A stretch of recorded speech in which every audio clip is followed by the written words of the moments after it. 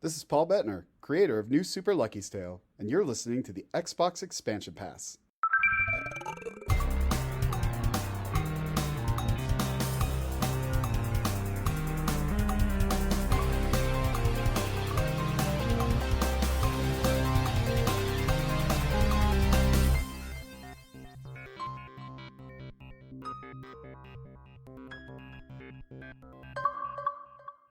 Welcome welcome all to episode 123 of the Xbox Expansion Pass, recorded on Sunday, March 13th, 2022. I am your host, Luke Lohr, the InsipidGhost. In this episode, we take a look at the latest announcements from the Xboxverse, including the upcoming ID at Xbox showcase, Microsoft landing the highest ratings on Metacritic in 2021, Halo woes, and the Ninja Turtles are back, baby. Enjoy. Yet another week of gaming is upon us and behind us. Welcome to XEP, discussing all things in the Gamerverse as they pertain to the Xbox ecosystem. And as I am wont to do each and every week, I like to start the show by offering words of kindness to those who have made my gaming week better. And this week, the words of kindness are headed to Mr. Jampack Sam, host of Exhibition and Xbox podcast. Sam has been reviewing several games of late, doing a fantastic job working with his freelance gig as well. And I have found myself each and every week looking forward to just listening to Exhibition, an Xbox podcast. Very calmly delivered gaming news, something that I very much appreciate in a time where Xbox podcasts or podcasts in the gaming verse in general can be very inflammatory. He provides the news. It's very well read, very radio-esque in its delivery, and I appreciate just the informational approach. My suspicion is if you're a fan of XEP and the way that I deliver content, I think you would very much enjoy the way Sam does his work as well. He and I have gotten to talk behind the scenes a little bit about some of the games we're reviewing and not reviewing over the next few weeks. I think he has some cool things to say about an upcoming game that I did not put my hands on. I'll give you a little hint. It's got a fox in it. Maybe you're going to see it at the upcoming ID at Xbox showcase. So that's kind of cool. I'm stoked for his show, and I enjoy it, and I wanted to give him a good old shout out. In addition to shout outs to those of you who reached out to me when I said that my voice was fading. If you can't tell, I'm recording today. I did not have a voice 4 hours ago. I have one at the moment, so I decided to take advantage. I don't necessarily feel sick. I think it's just allergy season and whatnot with the temperature fluctuating here in North Carolina, up and down, up and down, up and down. But I've got a voice for a brief bit. If I sound a bit awkward or strange, I apologize to you. More so than usual, I should note, of course. But I'm here. I'm rocking it. I got a lot of well wishes from you guys, and I appreciate you. Plenty of things to talk about on the docket. Let's transition straight into the one that I am most excited about. If you caught Sony's March State of Play, it was focused largely on Japanese games, but there were several multi-platform games announced there, and none could be more important, nay, more magnificent, nay, the coolest thing that I have seen to come to light in an age where collections are my jam, where I love seeing the MCC, where I love getting all the collections of a various game series coming together. We have what might be the dopest collection I think I've ever seen, and that is the Teenage Mutant Ninja Turtles Cowabunga collection. Oh my goodness, guys, this thing is nuts. It's coming out on PS4, PS5, Xbox One, Series S and X, Switch, and PC, which is dope because that means anywhere you are, you're going to get to experience all of these classic games, or mostly classic games, we should say.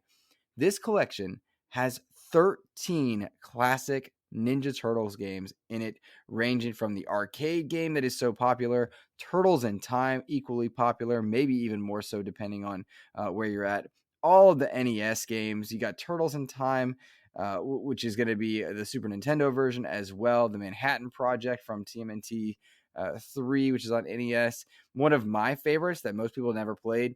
The Game Boy games are on there, which is dope, but including TMNT 3 Radical Rescue, which I loved on Game Boy. I absolutely love that. You start off as one turtle and you go through and you rescue the rest of them, which is super cool. You even got Tournament Fighters from the NES and Super Nintendo as well. And the Genesis games are in there, including Hyperstone Heist. Guys, this is so cool. All the classic beat 'em up Ninja Turtles games, ranging from so many different platforms. And that the coolest part for me was to get to see the Game Boy versions showing up in this collection. We're going to get to be playing the Game Boy versions, the arcade versions, the NES, Super NES, Genesis games, all on any of the platforms that I mentioned, from PlayStation through Xbox and Switch and PC. That's super cool. This is one of the few times I can say cheers to you, Konami. This is developed in collaboration with Nickelodeon and Digital Eclipse, and they are known for doing a very good job. Digital Eclipse does a very good job at bringing games forward. Their emulation is top notch. They're also going to be adding in new modes, including boss rush mode and challenge mode for those of you that care about that. I won't. I'm going to be the guy that's got endless continues and just plays through all those great memories, because I've been missing a lot of the TMNT stuff. I actually thought about that when we were looking at Shredder's Revenge, at just how much I miss some of these old games and how much I would love to go back. And I considered hooking up my Raspberry Pi for research purposes, of course, only. But goodness gracious, I'm so excited for this Cowabunga collection. They're also going to be bringing co-op and online play to some of the games. I haven't fully delved into that one yet, but I'm just stoked for this one. Absolute buy, day one for me. The Cowabunga collection.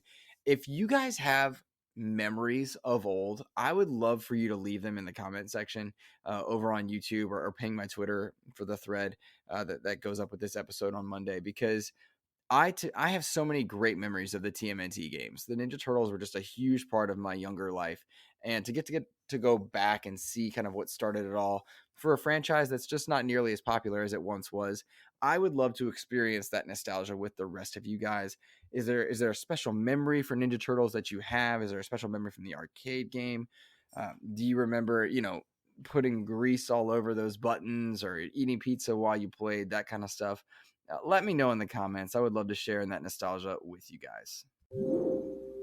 Flying a bit under the radar this past week in the wake of kind of the Sony State of Play, kind of the news that was coming out about there, and then to the lesser extent the ID at Xbox Showcase, was the release date for Gotham Knights, my most anticipated game of 2022. WB Games Montreal announced that the release date for Gotham Knights would be October 25th, 2022. I believe that's 9 years to the date of Arkham Origins. It seems a very appropriate release time as well, to kind of get into that holiday season, have a big AAA superhero experience that'll probably line up fairly well with some of the hype of the DC movies, which have been reshuffled a bit. And goodness, DC is confusing. As a diehard DC fan, they are making some strange choices. That was my dog sneezing, not me this time. Strange choices. Nonetheless, my most anticipated game of the year is not Arkham Origins, Gotham Knights, and it is releasing on October 25th. So excited for this. Very curious to see if we, or when we see, I should say, some sort of playable Batman element to this, because I am all for playing as Nightwing, Robin, Batgirl, and Red Hood. But I also want a Batman experience as well, and I don't think that DC can underestimate the importance of that particular character. So I anticipate DLC or something coming where you do get to play as Batman. I believe some of the reshuffling for the DC movies included visual effects, as well as kind of a rekindling of interest in the Batman character. In that Flash movie that's coming out, you're going to get to see Batfleck and Michael Keaton as Batman, and Michael Keaton will be Batman in the Batgirl movies, if you're unfamiliar, coming up. That's really exciting, but given Robert Pattinson's take on it, the renewal of interest in Batfleck as well, and the various outlets that movies could come out with, it just seems odd to me the way that DC's kind of handling it. You can exist now with multiple versions of your hero, and I wonder if maybe that has something to do with it. Perhaps they're reworking the way the character gets incorporated into some of their other media. Nonetheless, I'm stoked to have Gotham Knights out this year with no delay. I was very worried, given the way Suicide Squad Kill the Justice League was delayed as well. I was concerned, but I mean, I take it as a personal pride that we had Osama Dorius on the show. He was a senior game designer on Gotham Knights until very recently, where he departed for a new gig, which I don't think he's publicly announced just yet. We also had Kritsia Bajos on, who's a voice actor in the game, as well as working on Batman: A Telltale series, which is really, really dope. I'm super excited for Gotham Knights, and make no mistake, all eyes are on it. I want more superhero games for sure. I would love an Arkham collection to be released, and I know there is one out there by that title. You can rename it whatever you like, but to have a chance to go through all the Arkham games again, fully up-res, remastered, whatever you want to call it. Really, I just want an excuse to get the achievements again, because I've played through all of them multiple times, multiple consoles. I want to do it again, and I want to do it again and feel like I'm earning my time, and that perhaps that's a negative in that I'm a victim of, if it doesn't have achievements or trophies, I'm not in, but I absolutely want a reason to go back to them. So I would like an upscaled version. Gotham Arkham Knight rather looks great. Looks great on a Series X. Let's make it look better. Why not? Why not?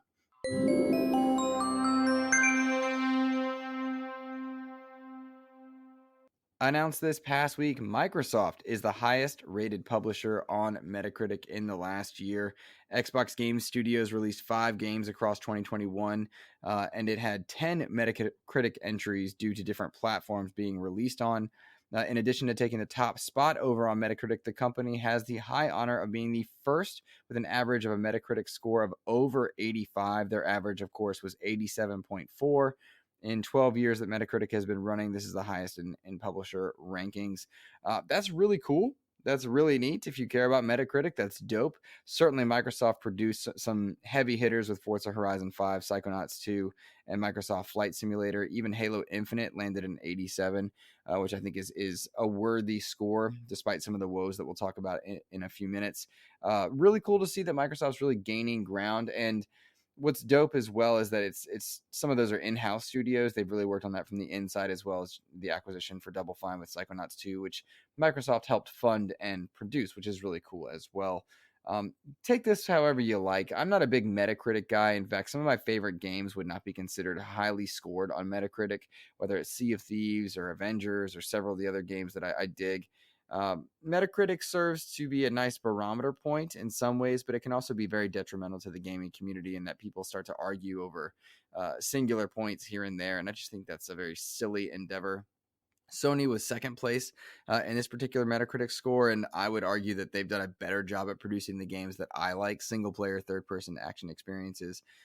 They've done a better job of creating that in the last few years, and yet their score is lower on Metacritic. Who cares? And I'm not really into this, except to note that it shows that Microsoft is in a good direction, given the Xbox One's trajectory and the way that it was handled throughout that wayward system series. There were games that just seemed rudderless and confused as to where they wanted to go, what they wanted to be. To have now an era where Microsoft is producing high-level content and supporting high-level content by way of acquisition, funding, production, publishing is a good sign. And so that's how I think you should take it. You should see healthy elements that both Microsoft and Sony are producing high-level games for their audiences, to say nothing else of high-level subscription services. Game Pass is stunning and incredible, and it does a lot more for indie games than AAA, I would argue. And I'm really glad to see that Microsoft getting recognition there. They won't sell me until they start producing more games that I'm interested in, outside of the pillar ones that I absolutely love and what keeps me in this ecosystem, which is Forza, Gears, Halo. Until they start producing top tier level games outside of those three, I don't know that I'm going to lend much credence to this argument. I think they deserve all the praise in the world for helping with Psychonauts 2, for Flight Simulator being what it is. They deserve all the praise in the world for supporting Deathloop, which seemed to do very well over on the PlayStation side. Looks like Ghostwire Tokyo is going to have a good audience as well. That's great. That's awesome. But until Starfield and Redfall deliver, until we see more of what their true vision is, and that won't really be executed until 2023 and beyond. It's hard to, as a diehard Xbox fan, player, what have you, it's hard to dive too much into this Metacritic news and think, oh, they did it, the fight is over. No, nothing like that. And you never want the fight to be over. If the fight is over, we as gamers are the ones that lost, for sure. So nonetheless, a cool accomplishment. All should be proud and happy there.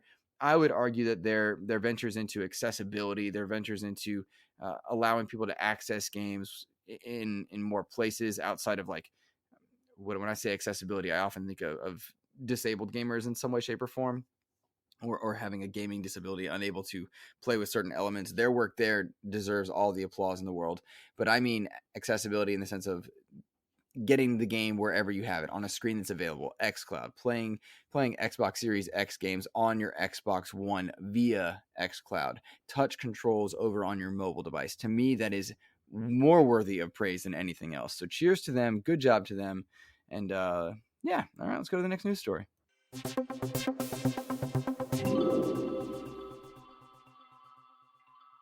Well, from good news on the publishing side to perhaps some negative news, depending on your take on it, Halo Infinite Season 2 co op has been delayed once again. We did get an update on just what Season 2 is going to entail. We are expecting that Season 2 of Halo Infinite begins on May 3rd, 2022, with the theme of lone wolves. Joseph Staten came out and gave kind of a quick synopsis of what he believes the lone wolf theme means to Halo Infinite. He said, quote, "Lone wolf Spartans are hunters, trackers, they're resourceful improvisers operating deep in enemy territory without resupply or support. They're fierce, rugged, and prefer to work alone, but they're still loyal to the Spartan pack," end quote. Now that sounds exciting in and of itself as a theme for what the battle pass might entail, perhaps what the maps are going to entail as well. But there's cause for trepidation in this, in that we find that the co op has been delayed once again. It was previously stated that co op, 4-player network co op to be specific, as well as 2-player split screen on all Xbox versions from Xbox One through to Series S and X, it would be available at the launch of Season 2. No longer does it seem to be the case, with Halo creators 343 saying that the non-linear wide open section of campaign are presenting significant challenges for split screen, and it's taking them more times to solve. That seems odd to me, and that they could just provide a tether to the players. However, not being a game developer, that's an armchair analyst approach, and I doubt that it really offers much help or insight that they haven't already got. Bottom line, co-op is not going to be ready on March 3rd. However, they are planning to deliver it later on in Season 2. Now, I don't mind that news, provided Season 2 doesn't extend 6 months like Season 1 has. One thing that Halo Infinite nailed is its gameplay. Bar none, it is the best shooter on the market in terms of gameplay in the console space. It's just elite in that category. It's better than the Call of Duty releases, better than Battlefield. The gameplay of Halo Infinite is bar none elite in that territory. The problem is we have incredible experiences of ongoing live service titles like Fortnite and Destiny that are producing content with regularity and at a cadence to which keeps their players interested. There's always something to chase, there's always something to do, and it's ever changing, which means they're able to build upon their gameplay. So far, 343 has missed the mark. Surprisingly so, I might add, given how well designed the battle passes were for Gears 5 and for Sea of Thieves. It's surprising that their own in-house studios couldn't offer them more lessons on productivity, on microtransactions, how they're handling their store, etc. Sea of Thieves, of course, being the standout for me, is just what provides the best value to dollar for your experience without damaging the player base. I'm just surprised. Nonetheless, it sounds like we're getting a few new maps. Maybe 2 is what I last heard. It's not in these particular notes, but I have trepidation there. It scares me to think that Halo Infinite arrived with such a bang, great multiplayer, a really fantastic campaign. I had a lot of fun with it. I did it Lasso, I did it All Skulls On, went through and rocked that game. I absolutely love Halo Infinite, but their inability to produce new content or provide faster updates scares me a little bit. Now, in this same update on Halo Waypoint, Staten went out to say that their number one priority is to make sure the team doesn't get burned out, to have team health, and that's awesome. I'm really glad to say that we see a studio in the AAA category not trying to burn out its employees and provide excessive amounts of crunch. The question then becomes, if you're trying to avoid crunch, which is admirable and good and what you should do, but your cadence is too slow to feed the market, can you adjust pipelines within your team? Can you adjust bottlenecking at certain points? Do you need to expand the team in certain areas? Do you need to add people in certain spots? One of the things we often see studios do is throw money at a problem. Well, money can solve a lot of problems, no doubt. Sometimes, though, it's bottlenecking of certain points. Is there a way to reduce that? They've got to figure it out, and they've got to figure it out fast before Modern Warfare 2 launches, before an unknown arrival comes in and eats its lunch, in much the way it seemed like Elden Ring has done to Horizon, which, by the way, Horizon Forbidden West, poor team over there. Poor team over there. Breath of the Wild ate its lunch in the Zero Dawn launch, and Elden Ring is crushing it in this launch. Elden Ring just super popular, deservedly so. I've got like 80 hours into the game. I absolutely love it. Yeah, bottom line, Halo Infinite not doing a good enough job at producing content at the proper rate. I enjoy the kind of the different I even forget what they're called now, but fractures and the different events they're doing. Right now, there's one that's essentially Spec Ops, for lack of a better term. And I like the armor stuff that it's giving you there, but I'm done with my battle pass. Some of the ways that you unlock challenges are a bit too slow for me. I can't just work on these event passes. I have to go and fill out other requirements in the week, and I don't enjoy that. So I need them to clean up their experience a bit more, and they're just a little too slow on providing those changes. And I think it's cause for concern. I am not one of the doom and gloom people. We had 20 million players play Halo Infinite, and I saw some people, even on friend of the show Project X Talk, even one of their co-hosts was talking about how it's a failure or something, some sort of hyperbolic statement. No, not at all. Halo Infinite is an absolute success, and it brought Halo back to relevancy, which is dope, and that's good news ahead of the show. But we need more cosmetics, more armors, better handling of the store purchasing, and better cadence of releases in terms of content. They've already listened. You got to give praise where it's due. They've listened in a lot of ways. The simple fact is, though, it's too slow to provide it, and there's a big audience to be had with that co-op experience. And my hope also is that they launch more achievements into that game for co-op, for these new modes that they're bringing. And quite frankly, it needs to be said and said again and said again. Now that we know what Halo Infinite is, and there can be no doubt, this game is ripe for Battle Royale. They should have Battle Royale in this game. I think before launch, there was a totally worthwhile reason to say, hey, maybe not. Halo doesn't need it. Let's see how it goes. Now that we've seen what it is, now we know how good the gunplay is. Now we see the world that they've created with this slipspace engine. The idea of ODSTs dropping onto the ring and battling for extract is awesome. Having some PvE elements in there, awesome. Let's get an updated version of Firefight. We know, oh gosh, I forget who it is. Oh, it's not. Is it something assembly, critical assembly, crystal assembly? So they've outsourced a new mode for the game to another studio, and I would love to see something in that realm. We've seen versions and elements of it with attrition. I want Halo to be back better than ever, and for the full vision of this game to be executed on in 2022 and then evolve further. It just has to happen faster.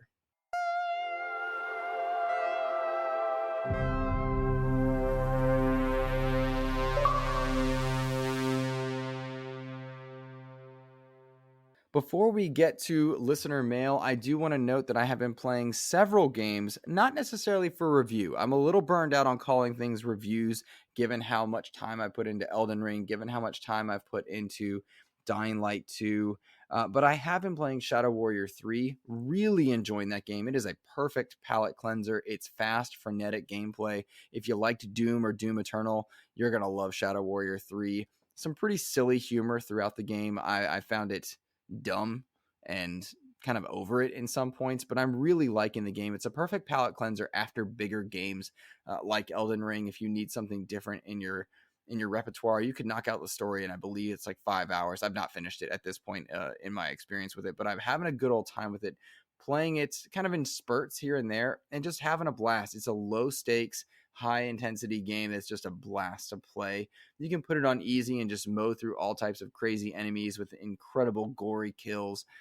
It takes a lot of notes from Doom Eternal, and that makes sense. If you've played Shadow Warriors 1 or 2, it's just more of that, but cranked up to 11, just as Doom Eternal was from Doom 2016. I really do recommend Shadow Warrior 3 on sale. It's worth getting. If you're into these games, then it's a must buy. But if you're not and you just want a good old palate cleanser, snag this game on sale. Check out the Shadow Warrior series in general. I really do like them.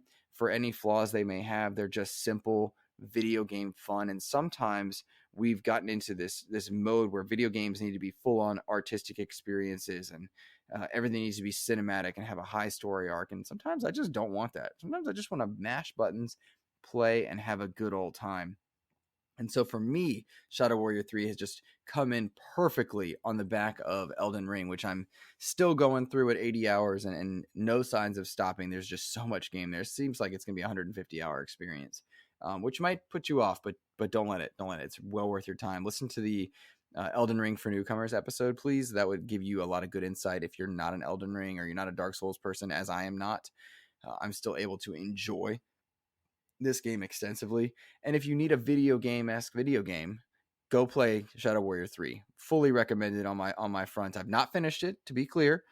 So I won't call it a review or anything, but My impressions are extremely positive, and I've been playing it on my Series S and Series X. Famous Seamus, I've got your question from last week. Ready or not, it's going to be answered in just a few minutes. Yeah, let's go there and transition to a different one. I forgot to mention the ID at Xbox Showcase. Oh goodness, how could I forget? The ID at Xbox Showcase with Twitch Gaming is back. Yeah, you remember that really disappointing show last year where they had a whole bunch of unprepared Twitch streamers ask really bad questions to developers, very much depressing people like me who put a lot of heart and soul into interviewing developers with gusto and with knowledge.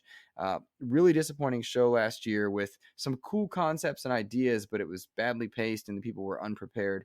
It looks like that is coming back on March 16th at 10 a.m. Pacific. I believe that's 1 p.m. Eastern. I'm excited for this because Microsoft does tend to learn from their mistakes, and my hope is that this showcase is better paced and they've hired people that are better prepared for their interviews. We're going to see updates from places like Vinji, which is working on Tunic.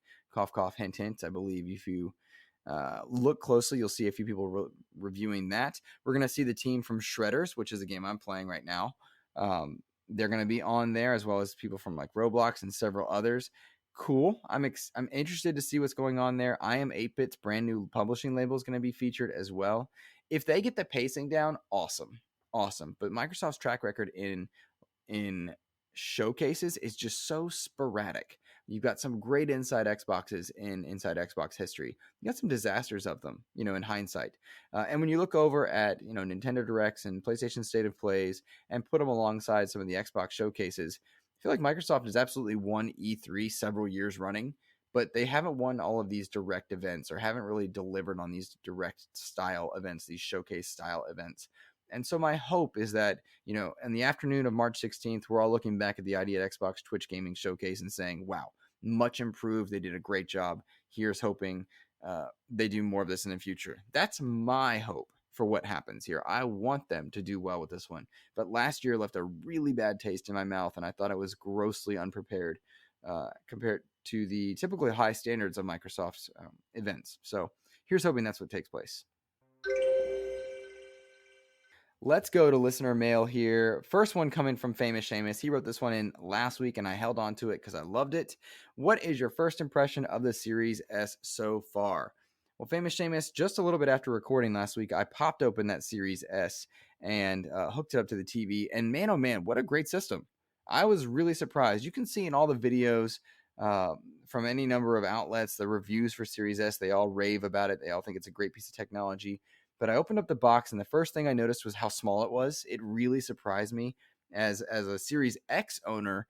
To pick up the Series S was a surprising and surreal experience. It's very compact, very sleek. It fits really well on the hearth in our living room, so my wife was unencumbered or bothered by it. I've been downstairs playing games, that some of which you might snowboard in or slash up some Japanese demons in, and the visuals look great. They've done a great job with that system. I'm really enjoying it as an experience. And I think if you've never put hands on a Series X and you've got a Series S, that's awesome. Like you're happy. You're feeling like you're playing next gen. I'm really enjoying it there. I think it's just it's just, the packaging was good. The box is well designed. It was heavier than I expected it to be, but not unobtrusively so.